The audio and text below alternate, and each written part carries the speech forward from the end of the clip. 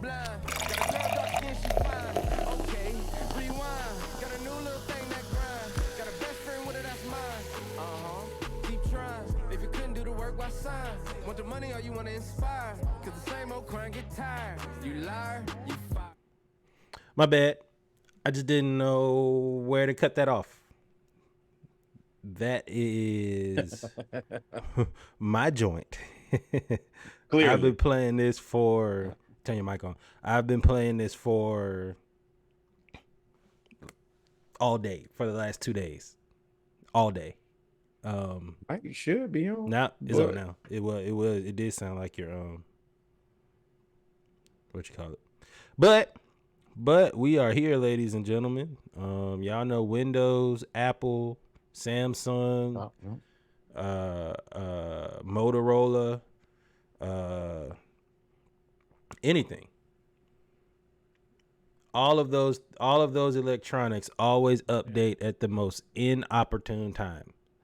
So welcome to technology. So the way we do our podcast, we do like a little pre-production meeting. Norwood makes the list. I kind of sequence it. We get everything set up. And then because we be fighting the Chinese weather balloons, I restart the computer to make everything cut off. The only thing we got running is the software. Emma said, you are eligible for an update. Do you want to update now? Before I could click no, I already have the save settings there to automatically update. It said 15 minutes. I said, ooh, woo. Got him. And then it was one of them updates. After you update the Windows, you then update the apps. So I'm sitting up here like Zoom updating, Google Chrome updating, everything's updating, bro. But we made it. We are here. Welcome, ladies and gentlemen, to the pregame episode 141 of the Splash Cast. I am your co-host, Reggie. I'm your co-host, Norwood, and you did hear my guy here correct. 141 episodes. 141, man. We in here. We are in here, dog. I am hella excited. I think y'all can see over there in the top right corner, we got our Dive Team Network signature. Make sure y'all go and like, follow, and subscribe Dive Team Network. We are setting that up. Reggie's recaps will be on there. The rebroadcast. Point towards your light, man. That's the easiest thing to do. The rebroadcast of the Splash Cast will be on a 24-hour stream, along with other Dive Team Network content as well. That is what we're doing for 2024, setting up Dive Team Network. So make sure y'all go like, follow, and subscribe. That little emblem in your top right corner. How you feeling today, my friend? Absolutely. And if you got a pod or you got something or a show or something you like to talk about, hey, man, reach out to us. We do everything, man. We do it all, man. We are trying to bring everybody together. Let's start off the pregame, man. Y'all know what it is when it comes to Monday Night Raw. We do our pregame, then we did I'm naming it Monday Night Raw. I always try to be mature when I go through that part. But that is hilarious. This is the most I'm not saying it's the most immature podcast because I actually watch clips of you other people's podcasts and oh boy, maybe we are mature. You guys suck though. I ain't lying. Said it. Early. But we do the pre-shot. Delayed like the other podcast. That's another one. We do the pregame, followed by our HBCU news around the culture, followed by our football news around the league, and our basketball news around the league. We are going to start out on our pregame. You know, we got a few things we talk about. Stuff that normally catches our eye. We used to call it our splashes of the week. Stuff that catches our eye and kind of raises our eyebrow, or uplifting or funny or violent or all three, combination of all three. So all of the above. Yeah, really. All of the above. So that's really the goal, is to give you a little bit of everything. It's a grab bag of everything that's not mainstream. But what we got first? We got Pat McAfee, who has continued to let everybody know that ESPN gave me this money, and that's it. I don't have no boss. I don't have anything. So basically, Pat McAfee said on the All the Smoke podcast, which is Steven Jackson. I was about to say Stephen A. Steven Jackson and Definitely not Stephen A. and Steven Jackson and Matt Barnes, which is on Showtime. So they get a little bit more leeway in what they talk about and how they talk about it. And Pat McAfee was their guest, as you can see over there. And they asked him straight up. They're like, do you report? Who do you report to at ESPN? And they were talking about, like, he talks about, he's so open, smoking weed, like drinking, getting drunk, wrestling, all of that, being out there doing all that stuff. And he was like, man, I report directly to Jimmy Pitaro at ESPN and Bob Iger at Disney. I don't report to anybody else. I report to the owners. I mean, the presidents and CEOs. That's a boss ass move, dog. Yeah, this has one and done written all over it. You and I have spoken about this at length on the way that this has kind of happened as he continues to take shots at these executives and then reaffirm to everyone that will listen that, hey, man, this is my show. I think that this is going to be short-lived. It doesn't seem like either party is really enjoying it. Now that they got Nick Saban, I would disagree with you until they got Nick Saban. Because... All right, Team Zambia. What up, though? What's up, Zambia? The reason I say... the reason... That's not funny to laugh at. But the reason I say I didn't believe you until they got Nick Saban is because he was so plugged into College Game Day. Even with all the reports of him saying that we don't like Game Day, some people didn't like him on Game Day. It was really, a lot of people took that as the old man shaking his cane on the yard. Like, that's really what it was when it's talking about Pat McAfee, because he hasn't been there as long as Lee Corso. And of course, we knew that was going to replace Lee Corso. So I was like, I don't think he's going to leave. He's really like what's good, bro? He's really, thank you. Appreciate that. He's really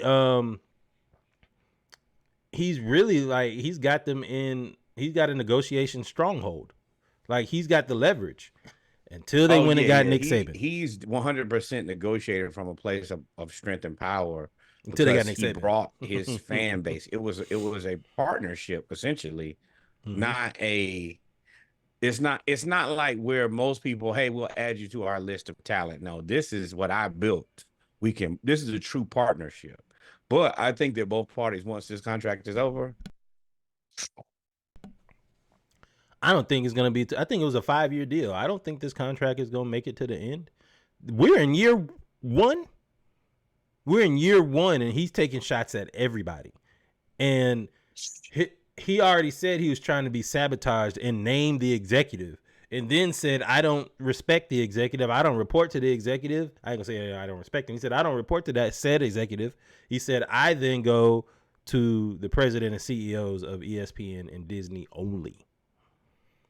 Yes. And you were correct. 5-year, $85 million contract. Boy. So this is until what? 28? It's going to be a hell of a ride. Let me tell you that much. 25. They are going to mutually part ways at the end of this year. I see that coming. Unless he has a renaissance on College Game Day and he meshes with Nick Saban. I don't see this. I mean, Nick Saban is his guy. Mm-hmm. I mean, he has him on the show, and Nick Saban doesn't go on other people's show other than College Game Day. Well, I mean, that's fine, but when you sign that contract, when Nick Saban signed that contract, and they say, "Hey, don't go on his show anymore." You're right, but you never know. Nick Saban also has a little bit of Nikki. Would you do that? Because that is, I don't know if that's his guy or not. I assume, but you know what happens when you assume. Make an ass out of everybody. Can't do it. It's money out here to be getting. Yep. But I just thought I'm glad you put that up there. It was very interesting. He talks about Mcafee be talking his shit. oh, and he named the person in the caption, Norby Williamson, who was the Yeah. attempted person, the saboteur. That's crazy. He's been very clear about putting a bullet, on all of these. He doesn't want it to be misconstrued, lost, or maybe I'm talking. And I love people who don't talk around people. So I love it, but at the same time, boy, it's ballsy for sure. Yeah, it's bold. It's definitely bold. With that being said, we'll move right along. We'll keep our eye on that. And it's also interesting from a standpoint while the other stuff loads. It's also interesting from a standpoint of Stephen A has to get paid. And Stephen A has put himself in a situation where he is that guy at ESPN. He is the ratings. I mean, he's not, but he especially because one, he's the ratings. He has one of the highest rated shows. Two, he has now put on so many people that he's kind of like now that is the thing. Now, because I don't like when it comes to Stephen A. Smith, it's just weird to me. Like what it's like if he's not there, does ESPN fall apart? Like I don't know. For me, and I'm just speaking from a consumer point of view. Like if Stephen A. Smith is not on ESPN tomorrow, I'm not upset. Like I would feel bad because a black man didn't have a job anymore. But like as a person who like watches, like as a content consumer, okay. Well, you lose. I mean, we can continue that conversation. If you lose Stephen A., you lose First Take. You lose. No, you don't. You lose Stephen A. He's the executive producer, and he is First Take. He does everything on that show. I don't know. They would have to rebrand that show. You may have a show in that time slot, but it wouldn't be First Take. And then, it's going to be this. You lose him. It'll on be ABC. just like when they took The Bounce, which, in hindsight, was a terrible, terrible idea. But that's okay because Showtime and All the Smoke cleaned that up real quick. Well, what I was saying, and not even past First Take, he is one of the talking heads that's on all of the ESPN, ABC, NBA news and shows. He's on every time it's a show. He's there. He's there. Does the halftime with the like. It'd be hard to get rid of Stephen A. And that contract is going to be.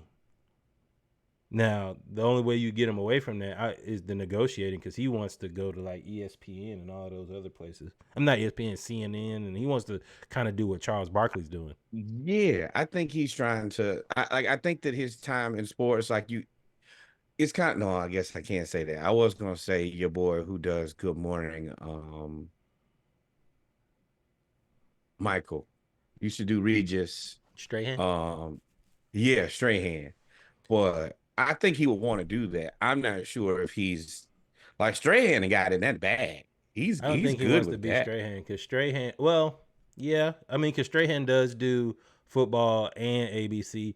I think he's gonna be more on the Nate Burleson. I think he's gonna be more on the Nate Burleson side. So Nate Burleson does Good Morning America too. He does NFL Network and he does Nickelodeon, and he's got his own stuff. I think I see Nate is good. I see him going in that direction of because he's already the Stephen A. pod. No matter what you think about it, is growing, and I mean he understands the marketing part of it with going at old boy, was it Dunlap? Whitlock. No, Whitlock. So but everybody hates Whitlock. Whitlock is a target. I mean, rightfully so. Now I'll be very clear. You shoot at Whitlock, you're not wrong. Yeah, and it's all the same people. And they all look alike, and they all shoot at Whitlock. No, I think they all do look alike, but everybody shoot at Whitlock to a certain degree. Yeah, and I'm agreeing. I'm just pointing out the obvious. I'm just pointing out the obvious to paint the picture now. Yeah, we agree. We agree. It's been properly motioned and seconded.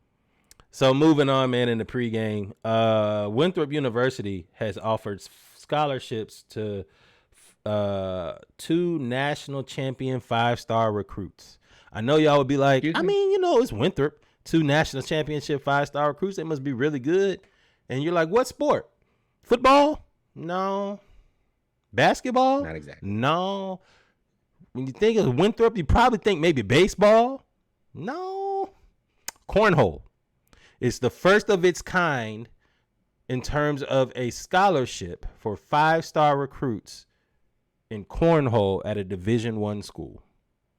First off, congratulations. We're going to give y'all a round of applause because the fact that y'all turned a tailgating game into not only a professional sport, now an avenue to go to school for free.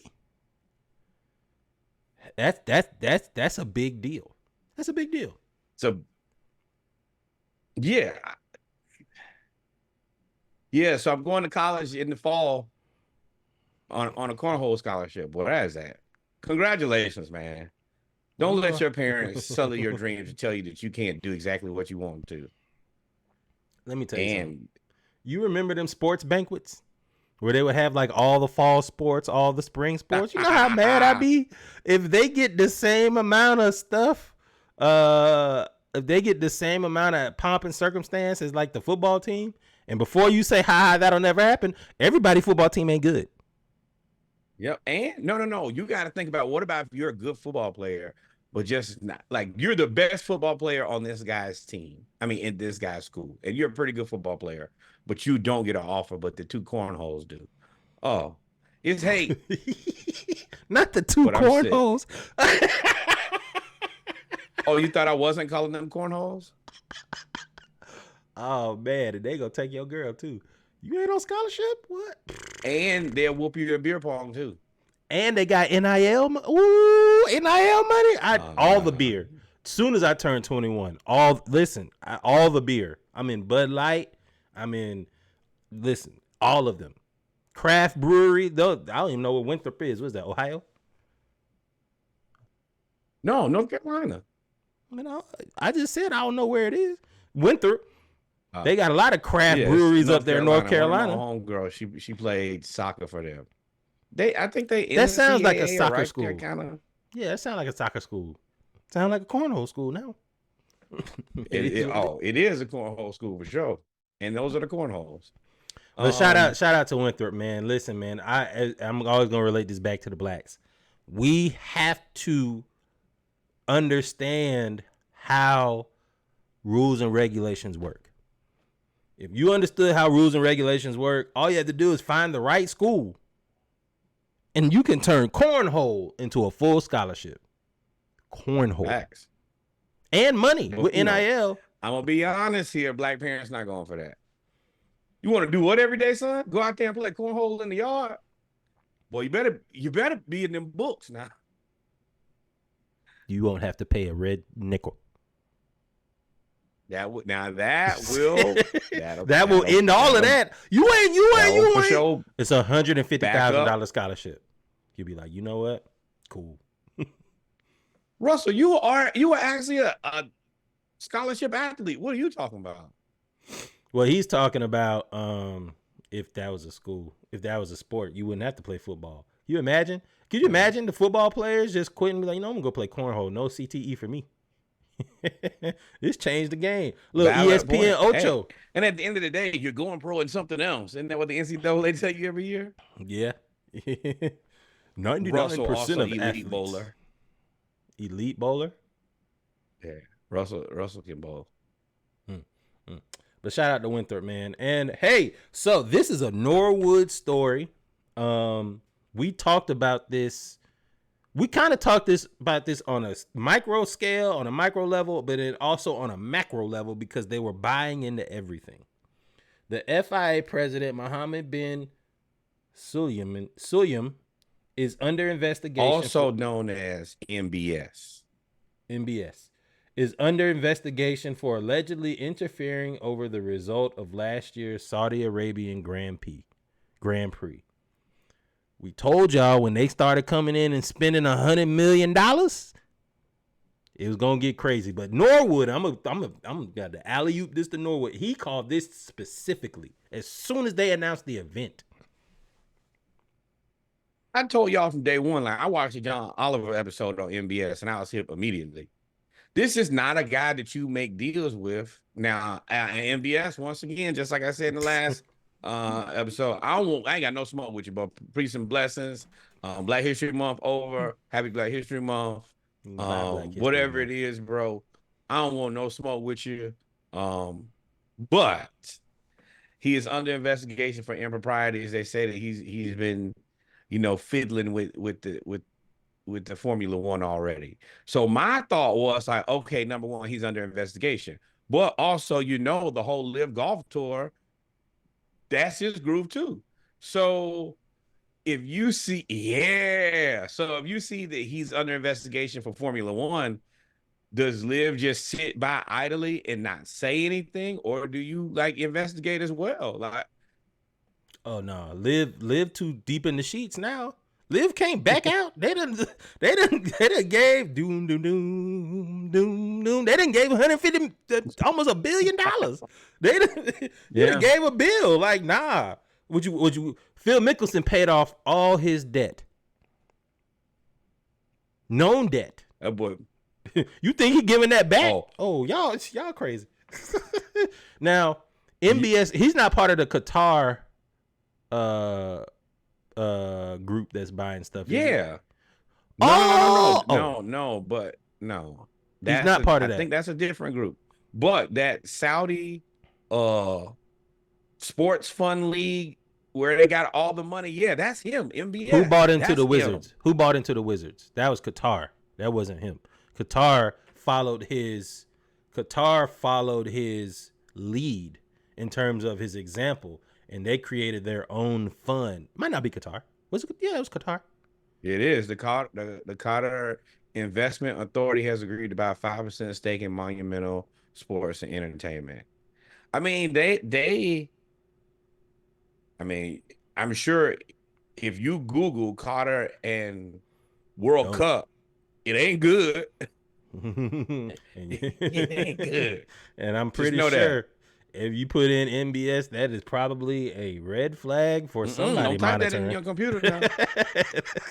You got a man who can see when his name come up. When you Google your name, he Googles the people who Google him. Not Leave you him say alone. he got Peace and blessings, thoughts and prayers. I'm happy for you if that's what you wanted. Thoughts and prayers if it didn't go the way that you wanted it to. Well, hey, man, we did enough for the Chinese weather balloons. Last thing we need is MBS hot on our table. Well, we don't need none of that Middle Eastern, North African, nothing. Chinese weather balloons is enough. We don't need they ain't subtle over there. They'll just cut your internet off. Like we don't need none of that. We don't need none of that. But they'll wipe you from existence. You go to your job, they'll be like, "Sir, we've never met you before. Who are you?" I was here at work yesterday. No, you don't have any finger. Let me take your fingerprint. You be like, where'd my fingerprints go? Smooth, just gone. But you look down and don't have fingerprints, boy. You gonna be like, oh no. That's accept your fate. Stuff like it's some stuff that I be seeing in movies. We here now, man. I got my little tinfoil hat, but that mug just look like white fatigue. Like it don't look good. It looked like somebody took fabric and they tried to like print the tinfoil what it would look like on it, and it came out looking like white fatigue. So you sent that back? Yes. I'm going. Hey, we gonna send it back. I got a TV stand. I gotta take it back. What else? We got one more here. Do we? Yeah, I fixed it. If I can find. Here we go. Yeah, and we typically close the show out with more black cowboys and cowgirls. We in fact have some very good, interesting news about just that.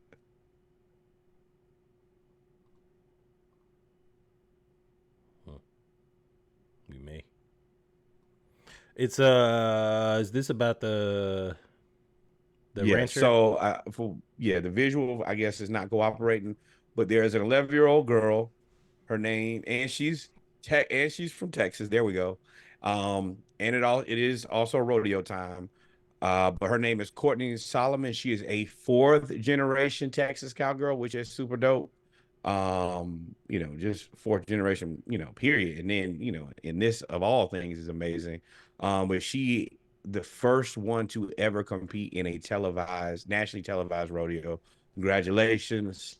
And that's the purpose of what we do here, is to highlight the lesser known and non-mainstream sports where, we're flourishing and continuing to do well. So congratulations to her and her family, a long line of Cowboys and clearly Cowgirls. Yeah, a little backstory. She's been competing since she was 5 years old. She returned to compete in the Bill Pickett Invitational Radio. She's the oldest, which is the oldest black-owned rodeo circuit in the United States.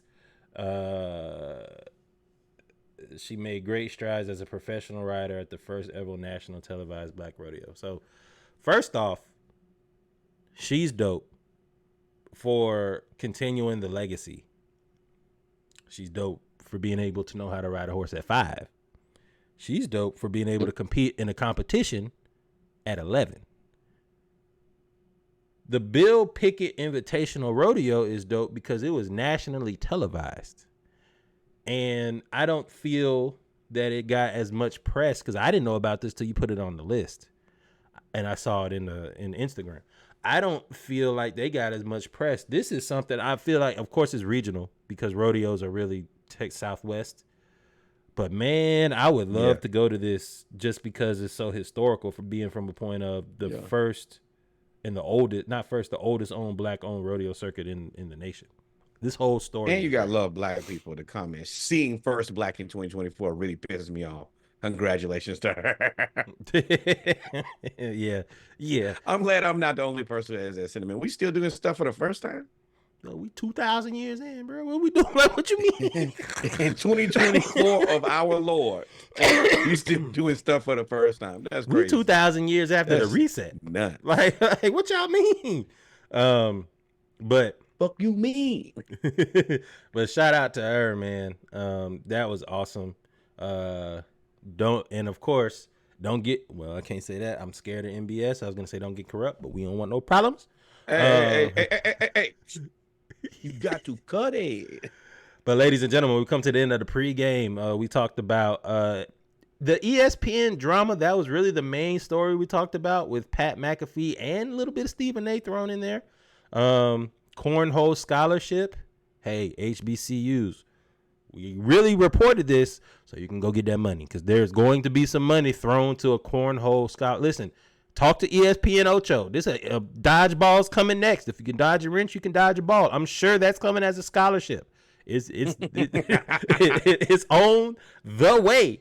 MBS is the new He Who Shall Not Be Named. Ozuna got his name back, so MBS is He Who Shall Not Be Named. But if y'all looked at some of the refereeing, but very different.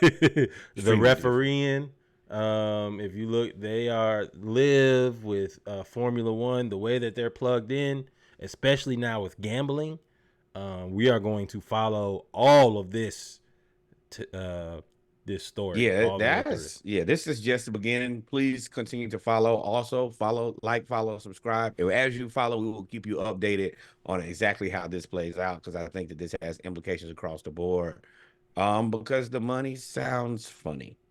And of course, shout out to the Bill Pickett rodeo circuit and the 4th generation cowgirl. We're gonna take about 3 minutes. I have Bruce this time. I drank a gallon of water, which means y'all know I'm gonna take about 2 minutes to I'm 38. Drink a gallon of water. Y'all know what that means. So we're gonna take 2 minutes and we'll be right back with episode 141 of the Splashcast, our HBCU news around the culture. We'll be right back. Y'all stay tuned.